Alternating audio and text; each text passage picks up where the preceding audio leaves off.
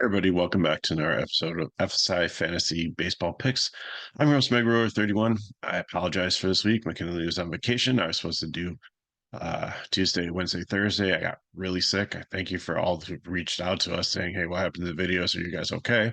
Um, it was just a bad cold. So I think I'm over it. I think my voice is better. So I'm doing this the night before, and it's probably good I didn't do videos because if you played fantasy baseball the last couple of days, it was like 6 game slates turned into 3 game slates with weather and delays and stuff. It was just an absolute mess. The pitching was terrible. So yeah, Friday is quite interesting. So I'll be covering the main slate, which keep in mind is at 6:40 now on Friday night. It's gonna be a 7 game slate because of all these early ones. So we'll have to see how DK breaks it up.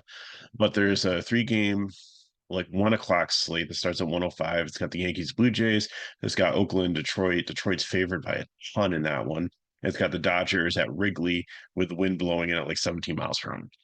Then there is a 4:10 slate, which has Coors, which has Tampa Bay going out there, winds blowing out at 23 miles per hour, and it's going to be 75 degrees. So it's great hitting weather there. And then it's Baltimore and Pittsburgh and San Diego, San Francisco. No weather, maybe a little bit precipitation potentially in Pittsburgh, but nothing too bad. So let's look at the night slate. 7 games. Starts out with Mets going to Cincinnati at the Great American Small Park. And winds blowing out there about 9 miles per hour. It's only going to be 47 degrees. So, yes, it's a small park. Yes, there's wind blowing up, cold temperatures might mitigate it just a little bit. So, um, you know, kind of like that one, but when I get to the breakdown, I'll get to that. Philadelphia and Washington. I think it's winds blow across the field 15 miles per hour. If that turns out, I mean, it's going to help a little bit. Um, should be good precipitation there, 51 degrees.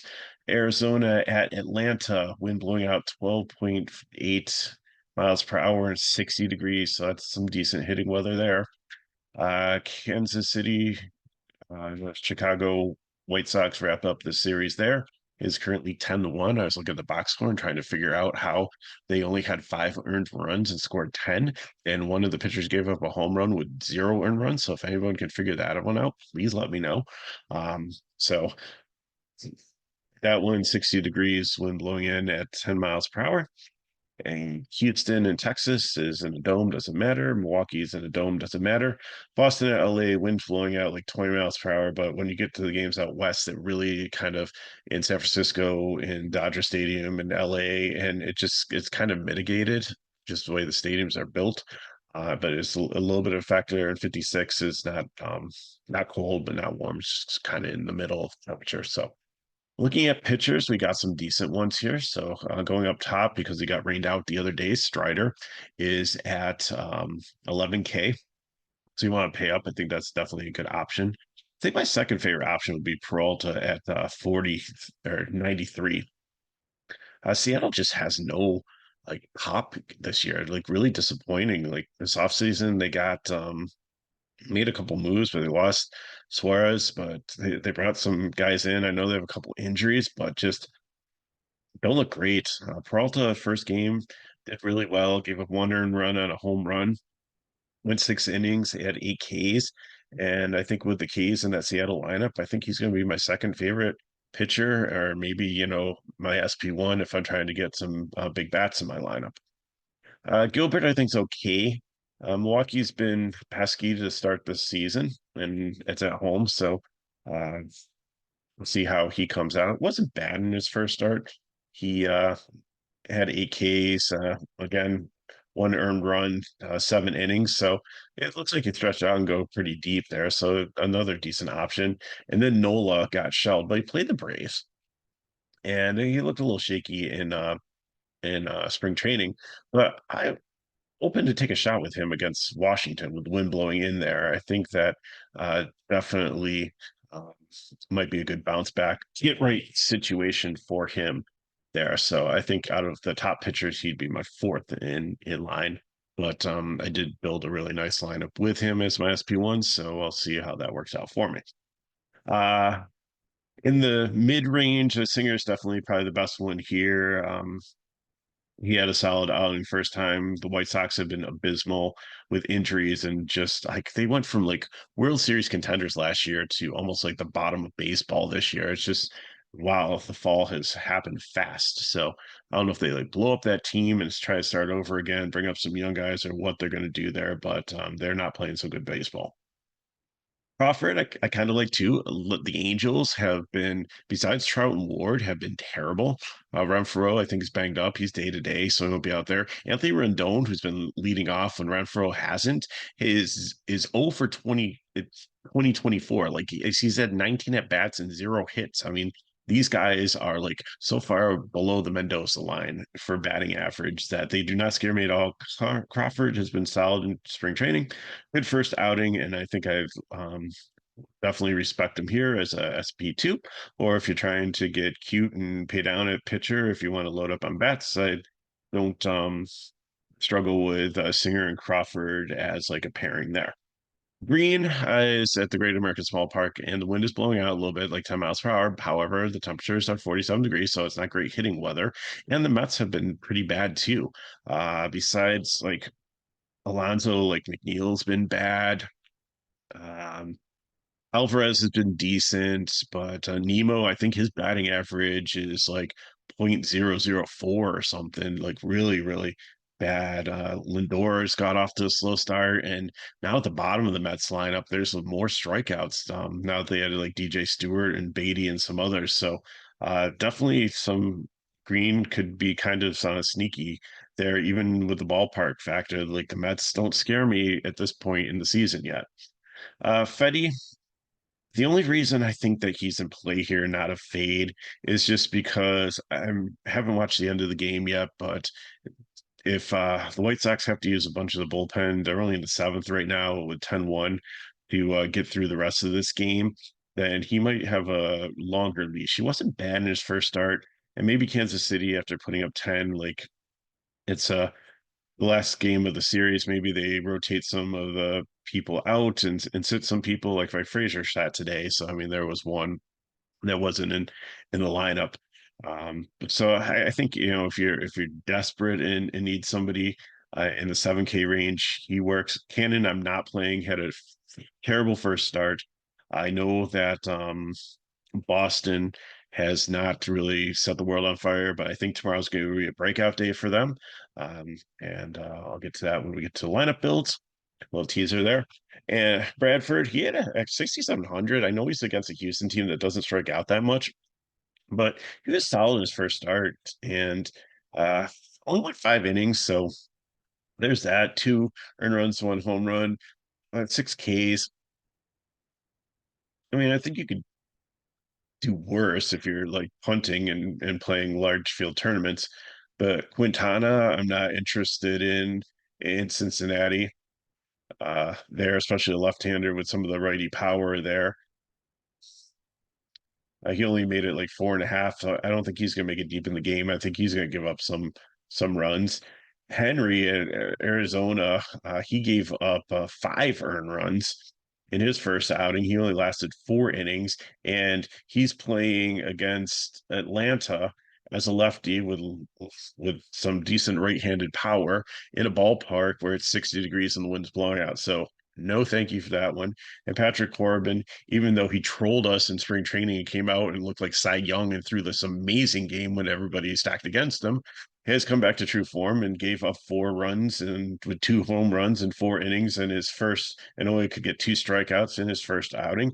And he gets a Phillies team with a good right-handed power. So no, thank you there. So that's the pitching breakdown. So stacks for me, again, I know a lot of people are going to gravitate towards Greater American Small Park in Cincinnati and the Mets. I'm fine with that. I just don't like the cool temperatures.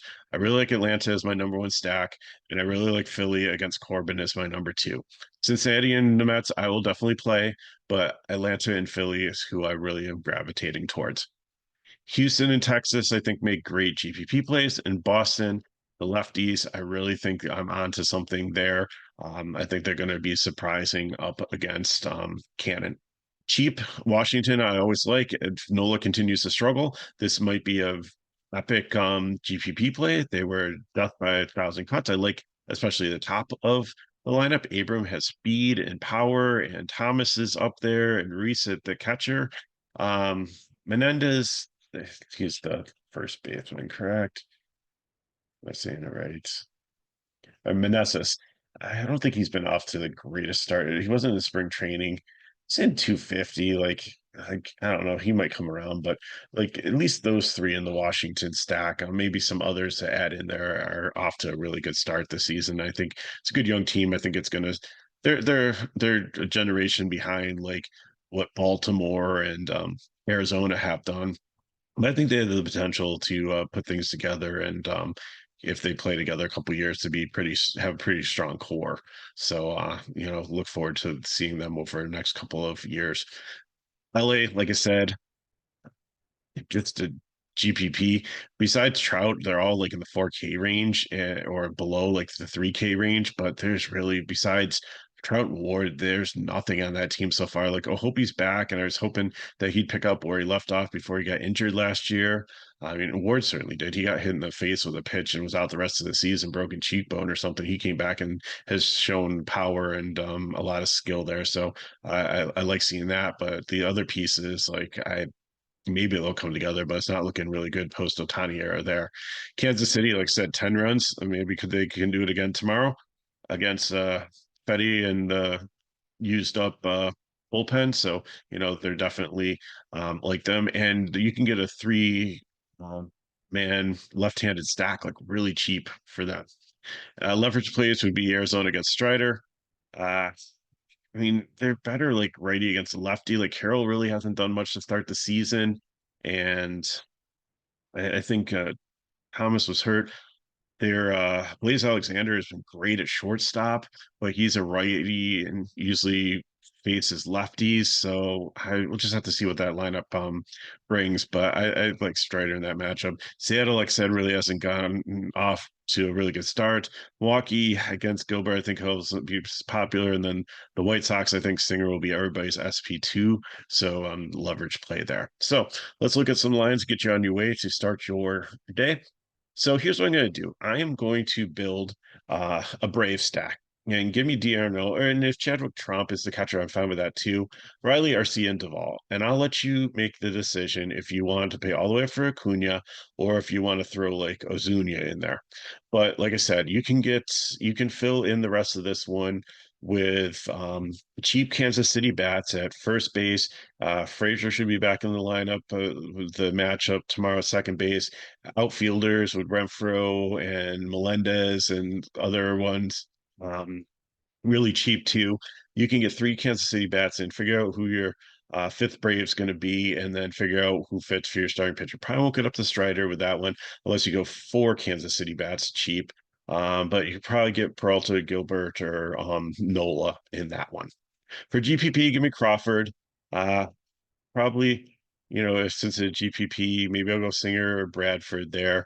But going Philly, so JT Real, Muto, Baum, uh, Turner, and Merrifield. I like Castellanos works also there. I'm going with the righties, and then I just have a feeling Cassis has so much power, but he's looked horrible in spring training and horrible.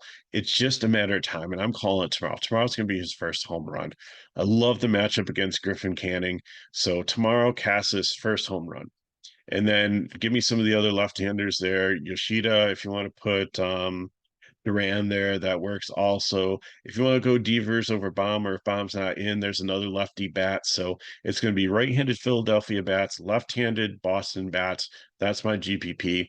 I will be playing some Cincinnati and Mets there and sprinkling in some of these other teams, like Casey, and uh, that's pretty much what I got for you. So those of you who've been watching for a couple of years, I haven't figured out which two teams I'm stacking yet. I'm a little bit behind the eight ball just with the Easter holiday come and having like responsibilities for that and NASCAR and being sick and stuff. But in a couple of weeks, once I see how these slates are going to be and how DK is going to be playing the slates, if they're going to all start at like 6:40 or if they're just going to make those like a mini slate and then start the games at 7, then I'll be announcing like who's my teams are going to be that I'm going to stack every day of the season going forward. I'll let you know how that works out. So Thanks for watching. If you want more information on FSi DFS, you can go into the description of the video.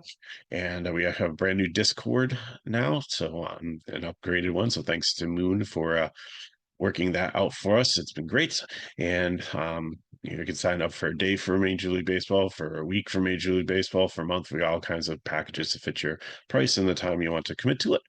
And if you want more information, that it's all in there. We got a lot of other cool things. Like tonight is going to be a great night because we have baseball, we have hockey, we have NBA.